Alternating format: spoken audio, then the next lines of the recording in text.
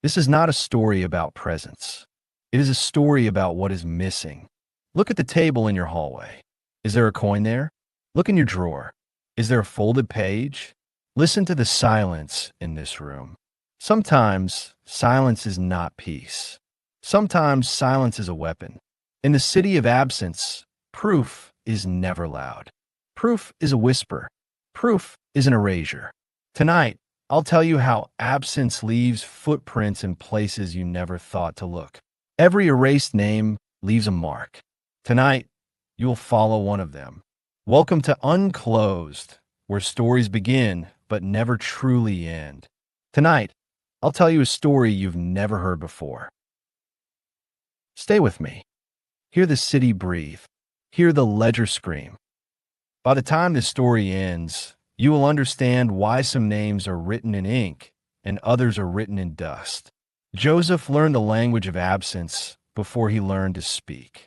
Most boys learn to whistle from their fathers. Joseph learned to wait. The first lessons were small. A promise to play ball that never happened. A door that stayed locked at dinner time. A chair at the head of the table that remained empty until the food grew cold. When Joseph was 7, his father Richard made a promise. It was a rare moment of clarity. Richard looked at him with eyes that seemed to be searching for something behind Joseph's head. Tomorrow at dawn, Richard said, we go to the harbor. Just the two of us. We will watch the big ships come in from the Atlantic. Joseph did not sleep. He buttoned his heavy wool coat at 4 in the morning. He stood by the door in the dark hallway. He smelled the salt air blowing through the cracks in the window frame. He heard the distant engines of the city groaning like a waking beast. He waited for the sound of his father's boots. But Richard did not come. The sun rose. The milkman made his rounds. The world moved on, but the door stayed shut. That night, Richard returned late, his coat smelling of industrial oil and stale smoke. He did not apologize. He did not offer an excuse. He simply kissed Joseph's forehead with cold lips and placed a single silver coin on the wooden table. The coin felt like a cold lie. Years later, Joseph would feel that coin like a stone under his ribs.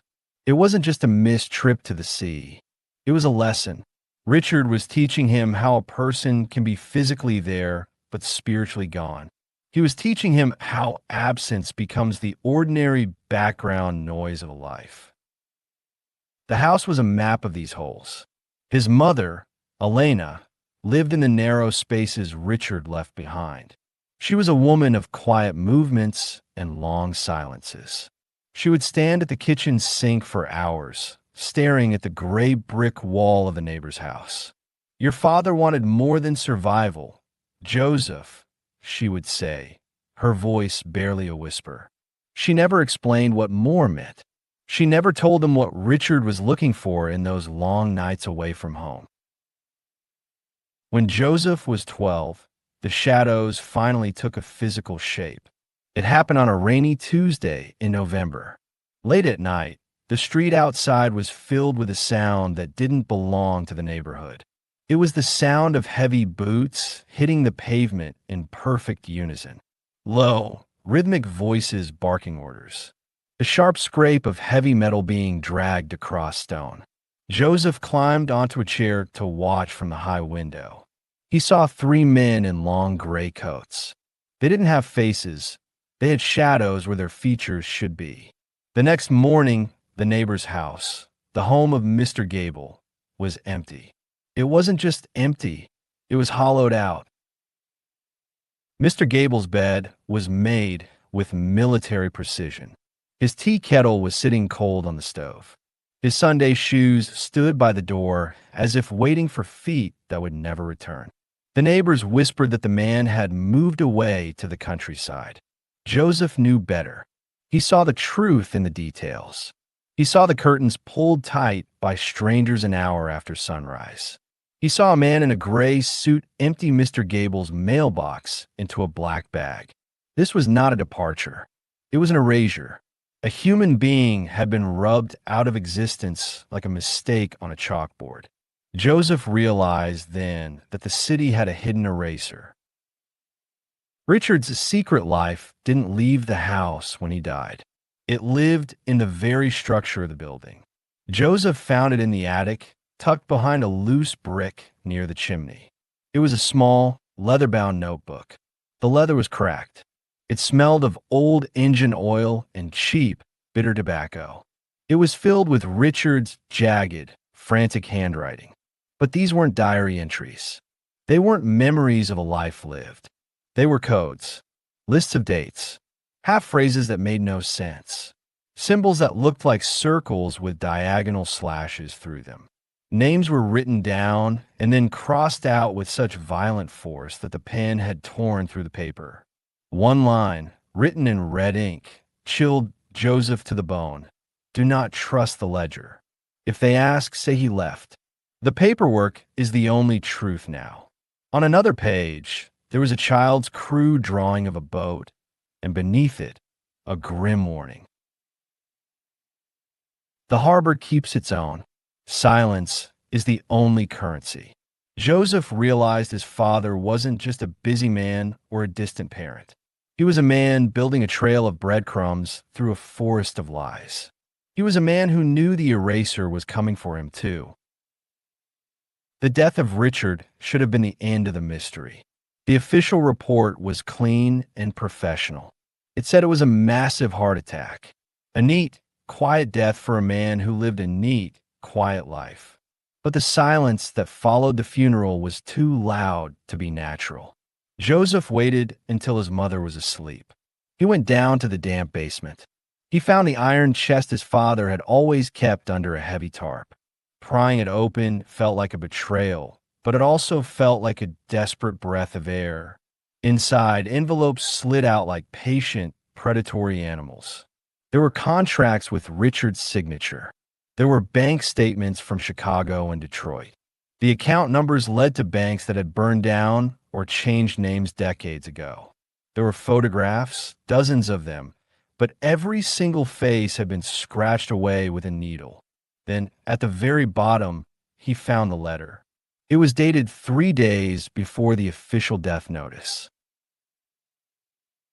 Richard's hand had been shaking so hard the letters were almost unreadable. If you read this, Joseph, know that I did not die as you will be told. And worse, I did not live as you thought. They are coming for the names. Hide the boy. Hide the ledger. The sentence stopped there. A long, dark trail of ink ran down to the bottom of the page, like a thought that had been abandoned in a moment of sudden terror. The world began to shift around Joseph. He wasn't just a grieving son anymore. He was a target. A week after the funeral, a plain white envelope arrived at his apartment. There was no stamp. There was no return address. Inside was a single, stiff sheet of paper. 5 words were written in a sharp, unfamiliar hand. We know that you know. Joseph's heart hammered against his ribs. He looked at his front door. The lock had been forced, then repaired so perfectly he almost missed the tiny scratches on the brass. Nothing was stolen from his apartment. His television was there. His laptop was untouched. His wallet was sitting on the counter. That was the point. The message was the theft. His sense of safety had been stolen.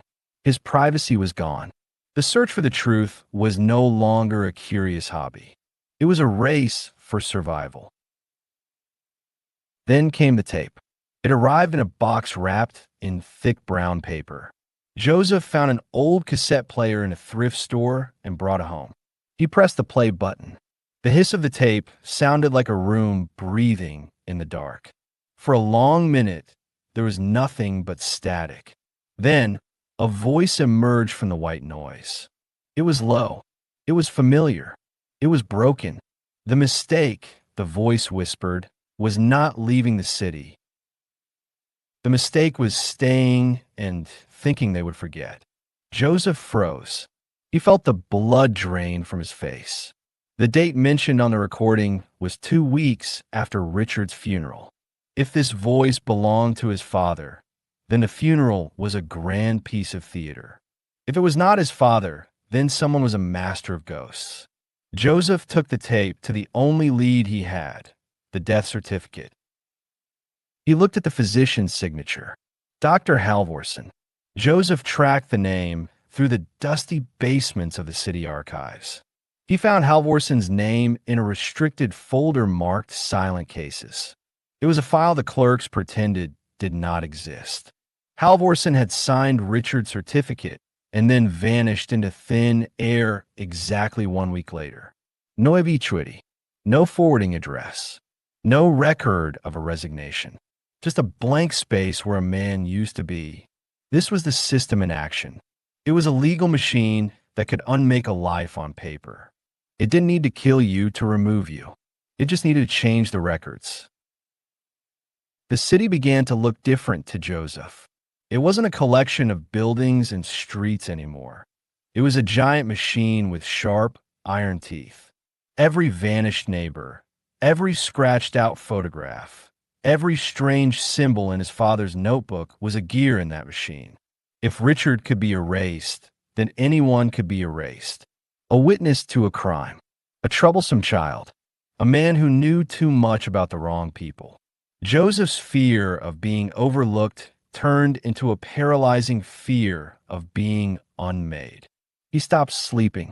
He spent his nights walking the streets. The cassette player hummed in his pocket. He followed the rhythm of his father's recorded voice as if it were a map. The search led him to New York City. The scale of the city was a test of his resolve. Cameras were everywhere. They formed a digital lattice over the sidewalks. He felt the eyes of the city scanning him, searching for the anomaly he had become. He met a man named Harris in a small cafe in Queens. The place smelled of burnt coffee and old newspapers. Harris didn't look like a rebel or a hero. He looked like a man who had been tired for 30 years. He kept a ledger folded inside his coat like a hidden, festering wound. The city doesn't protect the honest people, Joseph, Harris whispered, his eyes darting to the door. It protects the ones who know how to disappear without leaving a trail. Harris showed him a photograph of a young child. The child had 2 different names written on the back. The official ledger said the boy died in an accident. The school records, found in a different basement, said the boy had moved to California under a new identity. It's not just men with guns you have to fear, Joseph. It's the clerks. It's the system that reassigns existence. They change your birth certificate. They rewrite your tax files. They make the world forget you ever breathed. Once the paper says you're gone, the world believes the paper. Joseph felt the walls of the cafe closing in. A train screamed into the elevated station outside. The windows rattled in their frames. Joseph saw a figure in a long gray coat standing across the street, watching him. Joseph didn't wait. He vaulted the turnstile and chased the figure through the crowded train cars. His breath burned in his chest. The figure was fast. It slipped through a maintenance hatch and vanished into the dark tunnels. Joseph was left standing in the middle of a moving train, a scraped palm and a terrifying certainty his only companions. The system was no longer just watching him. It was baiting him. They didn't want him to find the end of the trail. They wanted him to become part of the silence. He found a woman who used to be an archive clerk for the municipal government. She lived in a damp basement apartment in Brooklyn under a name that didn't belong to her. Her voice was precise and cold, like a surgeon's knife. They don't just kill people, she explained as she shuffled through a stack of forged IDs. Death is messy. Death leaves a body. A body is evidence that demands an investigation. Absence is much better. They change the files. They make the absence legal and official. You become an administrative error, a ghost with a social security number that no longer works. She showed him a file of a child who officially did not exist. The records said the mother had never given birth. Then she showed him a photo of that same child playing in a park only yesterday. The child's eyes were bright and full of life. The ink on the ledger was indifferent and final. The search moved to Chicago, the city of wind and iron. Here, the teeth of the machine were bare and hungry. He met a woman named Veronica in a sprawling warehouse that smelled of dust and rotting wood. Veronica moved with the grace of someone who had survived a long, forgotten war. She offered him a bed in a room with a single window and a heavy warning. "I loved someone who vanished," she said, her voice hardening. "The only way to fight the ledger is with fire. You have to burn the system before it burns you." She began to train Joseph. She taught him how to read the subtle stamps on official documents. She taught him how to spot the hiccups in the bureaucracy that signaled an erasure in progress. They raided a municipal storage yard at night. There were no lights, only the sound of their boots on the gravel and the distant hum of the city. They found crates labeled office supplies. Inside were thousands of birth certificates with names crossed out in that same violent red ink. Joseph felt the physical weight of those papers. He felt the terrifying power of a single pen. "Are you better than your father?" Veronica asked him in the dark. "Or will you make the same choices he did to save your own skin?" Joseph didn't answer. He didn't know the answer yet. Veronica betrayed him. She didn't do it for money or power. She did it because she had her own agenda. She believed the only way to stop the machine was to make it collapse entirely. She lured Joseph into a trap in an abandoned subway station. Men in gray coats closed in from both ends of the platform. But Joseph had learned how to think like a ghost. He escaped through the shadows of the third rail, leaving Veronica to face the men she had summoned. He realized then that her betrayal was its own kind of revolt. She wanted to burn everything down, even the people trying to help her, just to reset the clock. He returned to Boston, the place where the silence began. The courthouse had become a stage for shadows. He found Nigel, a high-ranking official who stood at the bench with documents that tied Richard to the very system he had feared. Nigel was not a monster. He was a man who had made a single, small mistake 20 years ago. He kept a photograph of a laughing child in his desk drawer. His son, Thomas. Nigel had once signed a form without reading the fine print. That one signature had cost a life and saved his career. Now, the system offered him a promotion to hide another file, a record of a child who died in a weapons deal that Richard had facilitated. Nigel was a broken man, held together by the glue of his own secrets. "I thought I believed in the law, Joseph," he said, his voice cracking. "Now I see I am just a man who fears his own sins more than he loves the truth." Then came the betrayal from Nathan, Joseph's oldest friend. It wasn't a sudden stab in the back. It was a slow erosion of loyalty. A missed phone call, a name deleted from a contact list, a moment of silence when there should have been a warning. In a cold, white holding room under a humming fluorescent light, Nathan finally confessed. "I thought I was protecting our families, Joseph. I thought if I gave them a little bit of information, they would leave us alone. But I was just protecting myself. I was scared of becoming a blank page." Joseph looked at his friend and saw the true power of the ledger. The machine didn't run on pure evil. It ran on small, human compromises. It ran on the fear of being forgotten. The climax of the search happened in a crowded street market in the heart of the city. The air was thick with the smell of frying oil, wet cardboard, and the coming rain. Joseph was chasing a high-level syndicate leader, a man who held the physical keys to the central ledger office. Suddenly, a fire broke out in a vendor's stall. The flames spread instantly, fueled by cooking gas. A woman and a young child were trapped behind a wall of fire and falling timber. Joseph had a split-second choice to make. He could catch the man who had the power to expose the truth about his father, or he could save the child. He looked at the man running into the crowd. He looked at the child's terrified eyes. Joseph chose the child. He plunged into the smoke and pulled them both to safety just as the roof collapsed. The man escaped into the shadows of the city. The press was brutal the next morning. They called Joseph a sentimental fool. They said he had let the big fish go because he couldn't handle the pressure.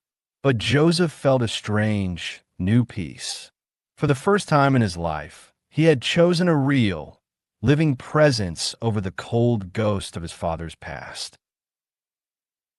The final meeting took place at an old, abandoned steel mill on the edge of the harbor. Simon, his father's old partner, had sent a cryptic message. Come alone if you want the final tape. The mill was a cathedral of rust and iron. Inside, the fight was fast, silent, and brutal. Metal pipes screamed against concrete. Joseph moved with a clarity he had never felt before. He found Simon tied to a rusted chair, his face a mask of blood and regret. Joseph cut him free. We're getting out of here, Simon, Joseph whispered.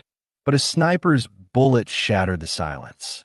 Simon's eyes widened and then went dark. He died in Joseph's arms. His last words were a benediction and a command. You can't save everyone, Joseph. Don't let them win by becoming like them. Later, Joseph discovered that Simon had set the whole thing up. He knew he was being watched by the cleaners. He used himself as live bait to give Joseph one last chance to see the faces of the men who managed the ledger. It was a sacrifice that left Joseph with a weight heavier than any secret. Joseph began to unravel after Simon's death. He sought vengeance in the dark alleys and the abandoned warehouses.